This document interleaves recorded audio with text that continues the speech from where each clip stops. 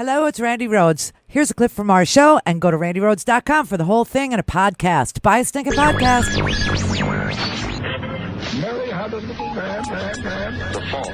We believe that all men are created equal. To the magnificent mosaic that is America. From radio beacon to radio beacon. I have a dream today. Change has come to America. Believe me. Knock, knock. Who's there? It's a figment of your imagination. Randi Rhodes Show. Turn up your mind. This is a matter of great seriousness and gravity. We should not be dismissing it. It isn't like his blizzard of bizarre tweets. We are talking about consistent reporting over and over again about unpredictable, unprepared, unstable behavior by this president. In a matter of great national security and defense, can we trust this president to make the proper decision, to make a thoughtful decision?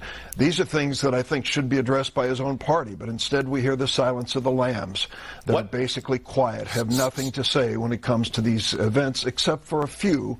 Bob Corker's one of them, who stepped up and said a few things. What concerns you more, that there's an unelected cabal or the reports that come out from these anonymous sources? I mean, doesn't the president deserve to have a staff that doesn't not just disparage him this way at times, but stops him from actually doing the job that he believes he was elected to do? Well, of course, but you have to ask yourself what kind of circumstances in the White House would even give rise to this possibility. Under President Obama, 8 years without an indictment, 8 years without a major scandal. You know, they had their problems, every presidency does, but nothing that went to the heart of the question about whether we have a dysfunctional White House. And if we do, it's inescapable that the president bears responsibility. He's the one who gathered this team. He's the one who tries to keep them together. And yet there is genuine fear, obviously, among some of them, that his behavior is going to result in some terrible things for America. I swear to God, that the parlor game continues. Everybody is denying it. It was like a lineup on the Sunday shows. I don't know if you watch those. Hi, everybody. It's Monday. Happy Monday to you. 58 days. 58 days, and then we get to vote. And I played that because that makes you want to vote, doesn't it? That makes you just want to I just want to vote. Yeah. I mean, the president is surrounded by people who are terrified that he is the president, and this is his team. That is just a cold, hard fact. That is just the way.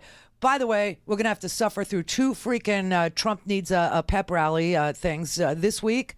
I swear to God, after he... Mississippi, I don't know how many listeners we have there, but the one that we probably do have, just the one. Could you tell your friends that the president mocks Southern drawls? He mocks the way you speak. He talked about Jeff Sessions being a retard, mental retard. Not my words, his words. He talked about Sessions can't defend me on TV because he sounds like he's got marbles in his mouth. He said he sounds like a dumb hillbilly, a dumb Southerner. And you know where this is coming from, because Roger Stone was caught on tape this weekend at some stupid rally that they give these ridiculous names to. This one was called, what, the mother of all rallies? Yeah.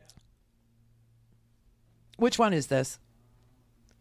And he used these exact words, hillbillies and, whatever. It's just, did we put it in here? No, we didn't. Yeah, I don't see it. All right. So anyway, Roger Stone did a rally, and he actually called all Southerners dumb hillbillies, and we need to. I mean, it's 28. Yeah. What the president needs to do today is very clear. He should declassify all of the information pertaining to their phony FISA warrants and their abuse of the Constitution. He should fire Jeff Sessions. He should send the Keebler elf. He should send the insubordinate hillbilly back to Alabama. Oh my God. Okay, so now you know where he's getting, some help with the, the hate speech from Roger Stone, who, obviously his assistant has, violated a subpoena. Now that, on Friday they asked to speak to somebody else close to him, Randy Credico. Poor Randy. Randy was forced to testify over, on Friday. He actually said to the press, and I know Randy Credico. He actually said to the press, "How did a guy like me end up in this position? I'm a stand-up comedian. Very, very strange. But anyway, okay, so now with all of this mocking of the Southern culture, that has been coming out of the White House. I just want Mississippi, the one listener in Mississippi, to know that this Friday, Trump's going to come to Mississippi. And he's going to do a stupid rally in Mississippi. I mean, this week is going to be... First of all, we have the last primaries this week. I don't know if you know this. New York has such a late primary.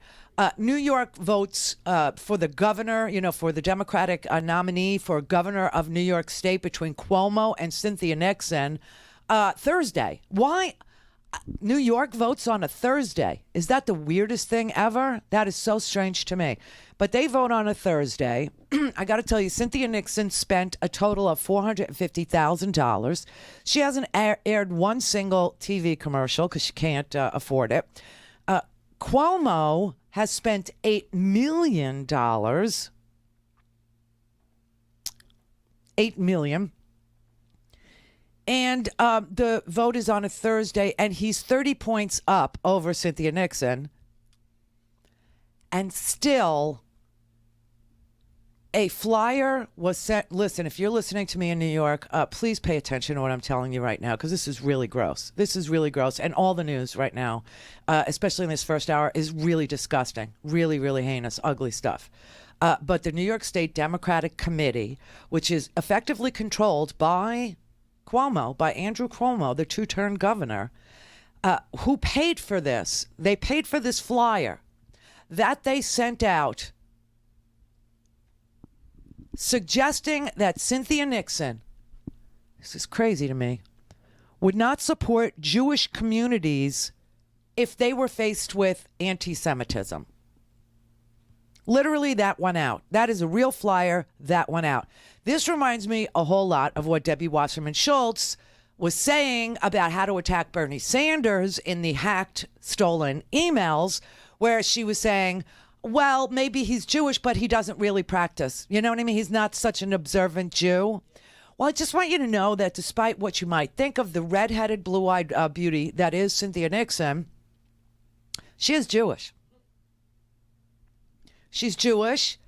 She is an active, observant Jew. She goes to synagogue, and she's got 2 daughters who are being raised Jewish by her. So this was like seriously bizarre behavior by Andrew Cuomo. Now, for those of you in New York who watched this debate, I thought Cynthia Nixon won. I thought he was off the hook. I thought he was unhinged. I thought he was nasty. I thought he was attacking her for stuff that she didn't even do or say. I mean, it was very bizarre, that debate. And now we find out that a flyer that was paid for by the New York State Democratic Committee, which is controlled by the governor. The governor is the executive, and he controls the Democratic, state committee. And Cynthia Nixon had to come out and say, the rising hate crimes we're seeing against Muslims and Jews and many other communities as recently as late August is shocking to her, and that the mailing was an attack not only on my children and my character, but on all New Yorkers. The accusation that my family promotes anti-Semitism is deeply, deeply offensive because she's raising her 2 older children in the Jewish faith, and she regularly attends New York synagogue. I mean, her rabbi weighed in, and her rabbi, she belongs to the congregation of Bet Shema Torah. She's an active member. Her wife, Cynthia Nixon's wife, is Randi Weingarten, president of the American Federation of Teachers. Did you know that? Yeah, she issued a statement on Facebook saying, this is beyond the pale. It's full of distortions. Quote, while we have come to expect this kind of baseless smear from the GOP and from Trump, this is not who our country or our state parties should be. Now, of course, Cuomo said, I didn't know about it. I had no idea. And the guy who actually signed off on it denies he signed off on it. His name is Jeff Berman. He's the state party executive, and Cynthia Nixon has called for him to be fired. He won't admit that he signed off on it, and when he was asked who did, he said, I'm not going to get into internal HR details on Twitter, but the people involved are being held accountable. Believe me, we take this seriously.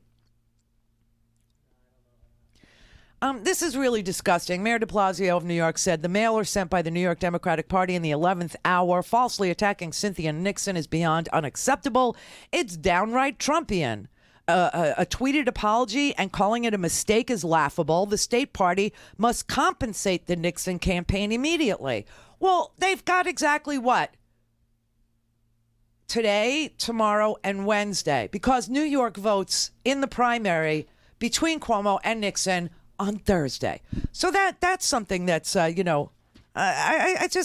cannot believe that this is what, the establishment Democrats are involved in. It's really gross. It's really disgusting. Okay. So you have the last primaries this week. Obviously, New York is a very big one. Rhode Island, you also have a primary this week. And New Hampshire, you have a primary this week. And Congress has a busy schedule this week because they need to pass a spending bill by September 30th. And they're just getting around to discussing it now. And Trump wants the wall to be included in this spend. He wants billions and billions of, not for Medicaid expansion, not for Obamacare, risk corridor payments. Oh, no, not for subsidies for people who are buying health care. No, he wants billions of dollars for the stupid wall.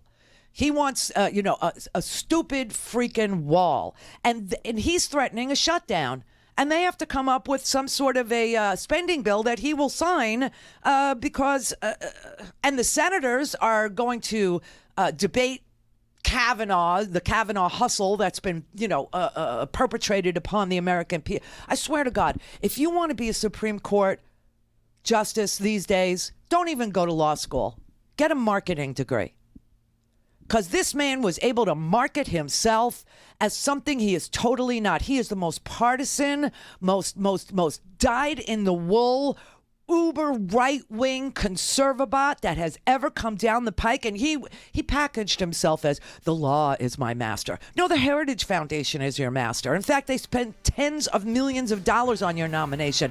Leonard Leo, or Leo Leonard, he's your master from the Federalist Society. Tens of millions of dollars spent. It's all about marketing this guy. It's so sick and twisted. So my best advice to anybody who wants to sit on the Supreme Court is get a marketing degree, because that's what it's going to take. Now the Senate's got to debate him. Supposedly on Thursday, the Judiciary Committee, was supposed to vote him out to the full floor so that it could go forward. The Democrats say they can delay it 1 week. So maybe we won't see the Senate vote this week. I'm not sure.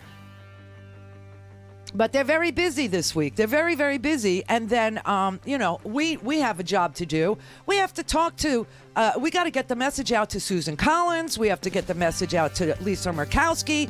Also, Bob Corker and Jeff Flake. Please vote no.